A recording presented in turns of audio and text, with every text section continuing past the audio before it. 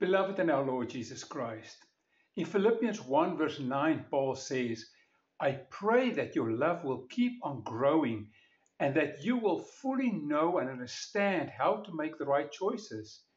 Then you will still be pure and innocent when Christ Jesus returns. Come, let us pray.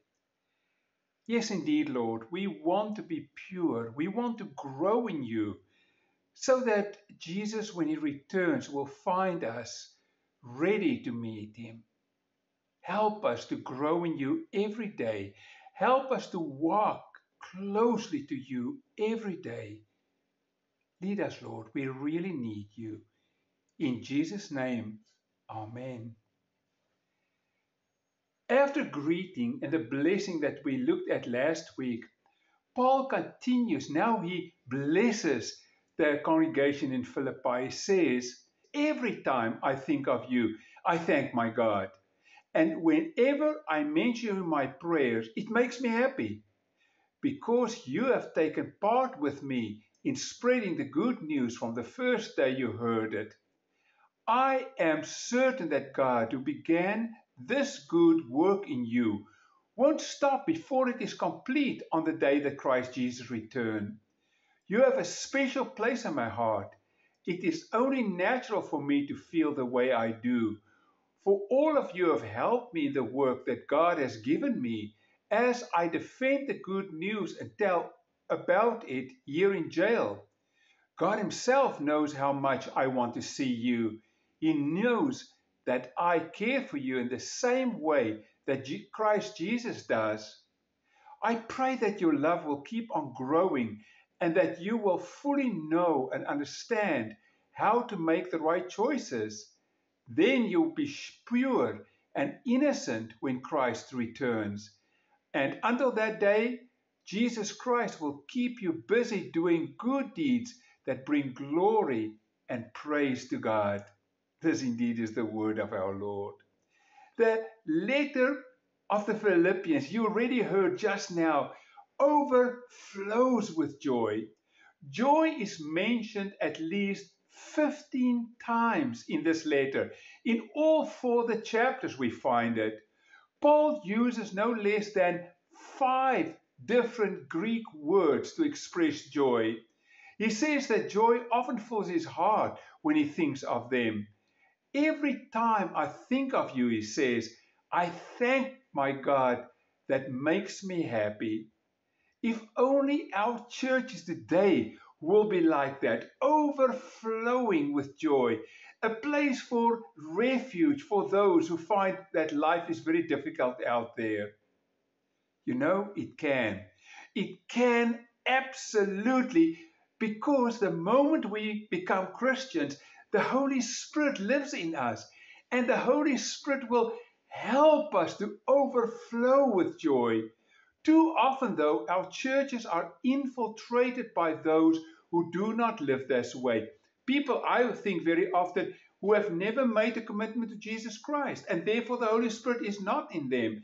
And so we find in the churches very often strife and fighting. In the last church where I was, there was one of these grumpy people. And every time that newcomers would come into the sanctuary to come and check us out, she would be very sure that she would meet them. And then she would say to them, you don't really want to be part of this church, do you? I also remember at the previous church where one of the members thought that a certain pew in the congregation was hers. And whenever she would walk in and a newcomer would just happen to sit on her pew, nobody in the church would do it because they know what's going to happen. But she would come down and she would stare at them till they felt so uneasy that they would get up and either leave or get to another pew. On the other hand, Paul is glad. He is very glad about this early church. Why is he so glad? He's glad that these Christians have taken part in the spreading of the good news. Listen to what he says. He says, you have taken part with me in spreading the good news from the very first day that you heard it.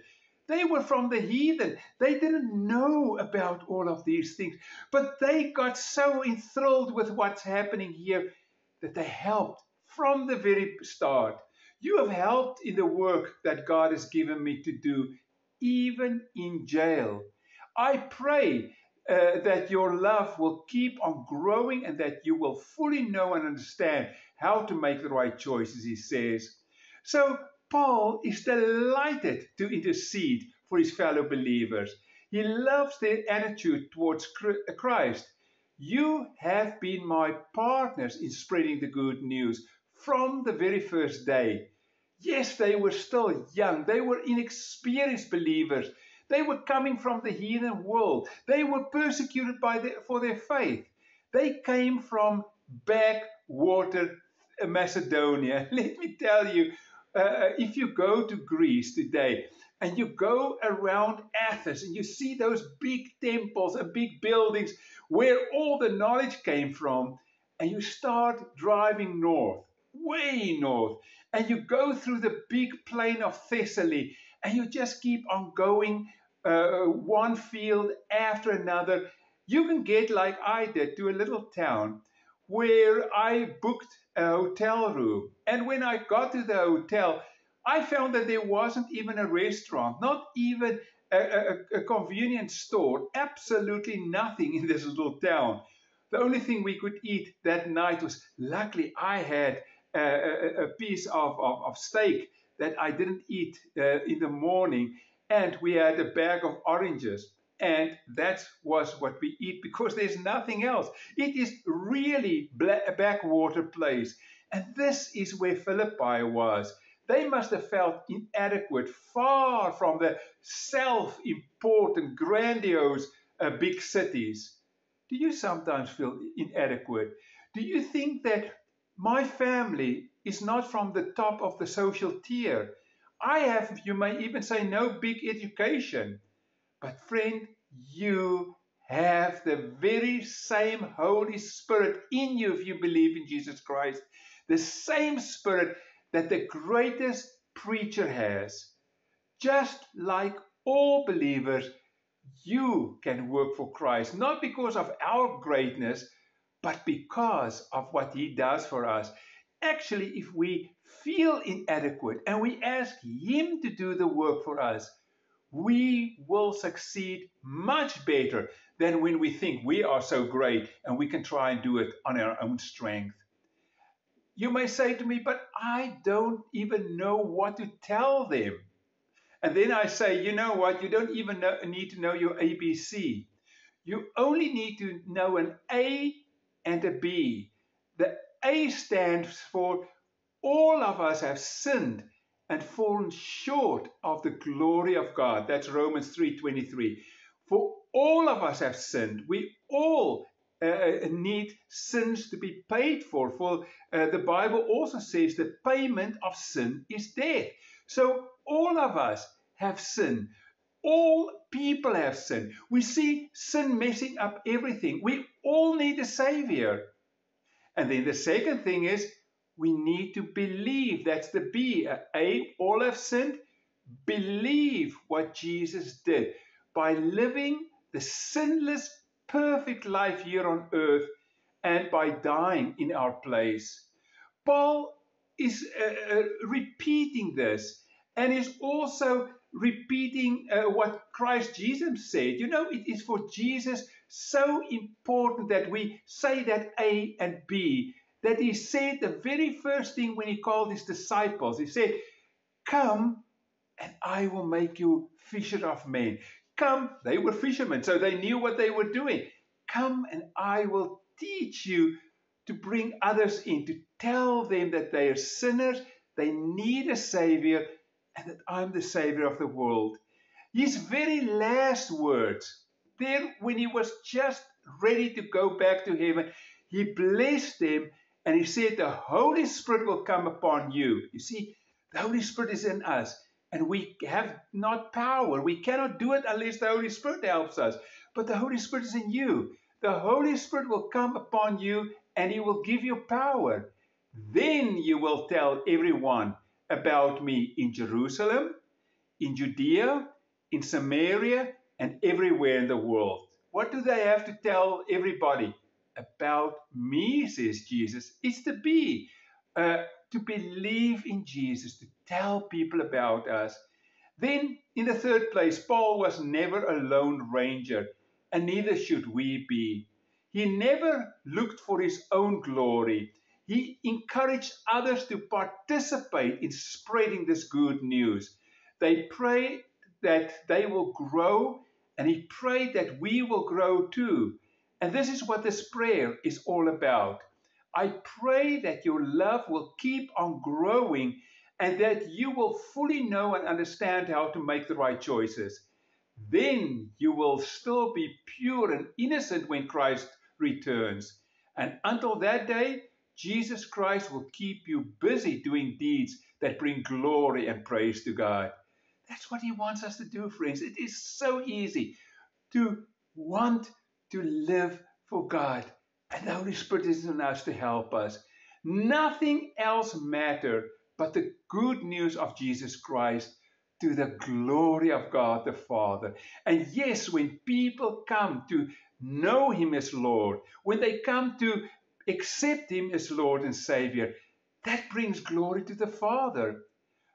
Paul knows that God is dependable, that we can absolutely depend upon him.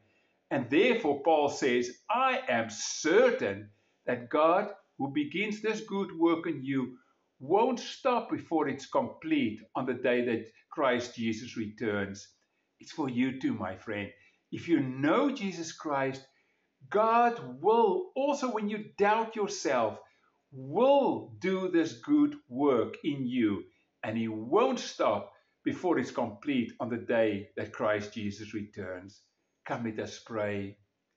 Lord, thank you for your incredible grace. Yes, and if we really embrace your love and your care, we will find that there's nothing that moves us like that, nothing more enjoyable, nothing worth as much as this. Lord, help us to walk wherever you lead us and to find the refuge that only comes from you. Lord, we pray for the world that are running away to all kinds of material things with their fingers in their ears because they don't know the incredible joy that only you can give. Lord, we need a revival in our time. We know it's also your will that people will come to saving grace. And therefore, Lord, we ask that you, through your Holy Spirit, will start a revival. Start it soon. In Jesus' name, amen. And now, receive the blessing of our Lord. God, who began this good work in you, won't stop before it's completed on the day that Christ Jesus returns. May Jesus Christ, until that day, keep you busy doing good deeds that bring glory and praise to God. That is the whole, everything that God wants us to do, friends. And that is the blessing I send you away with. May you be very prosperous as you work for the Lord. Amen.